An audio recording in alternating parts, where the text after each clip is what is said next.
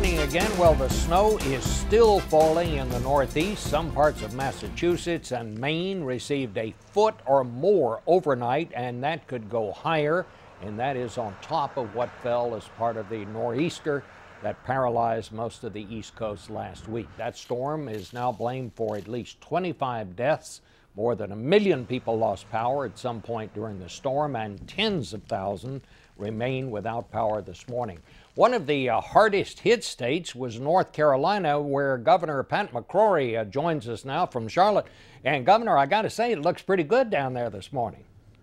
Well, the snow is melting now. We still have a good bit about it, but the Carolina sunshine's finally coming back. But it's been a rough 2 weeks. We've had 2 major storms hit 6 major metropolitan areas in the 10th most populated state in the nation, all the way from Asheville to Nags Head. And it's been quite a challenge for our emergency operation workers, but we've had tales of heroism from citizens helping citizens, and our snow removal workers have done an outstanding job. And I'm very proud of our team, and I'm also glad to report not one person that we know of was stranded overnight in any of the major metropolitan areas. That is really good news. How about the power situation? I know you had a lot of people that lost power.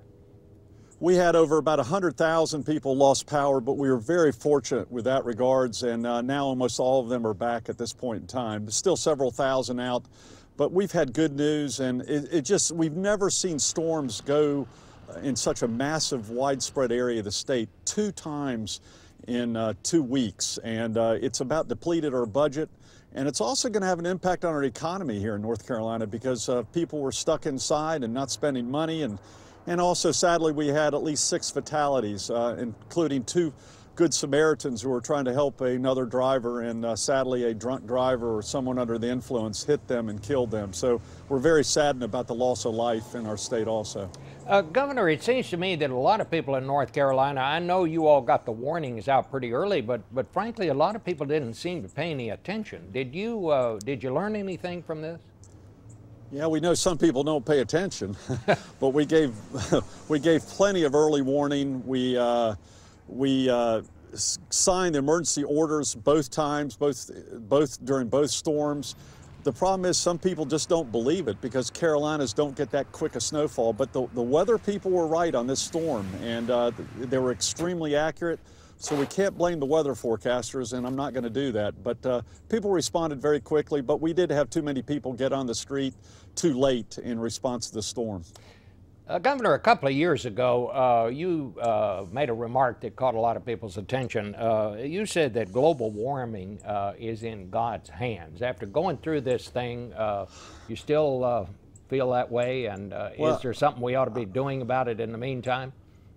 I think someone took chopped off the total sentence there, but I will say this, that, you know, I feel there's always been climate change. The debate is really how much of it is man-made and how much will it cost to have any impact on climate change. My main argument is let's clean up the environment. And as a mayor and now as a governor, I'm spending my time cleaning our air, cleaning our water, and cleaning the ground. And I think that's where the argument should be on both the left and the right. And if that has an impact on climate change, good.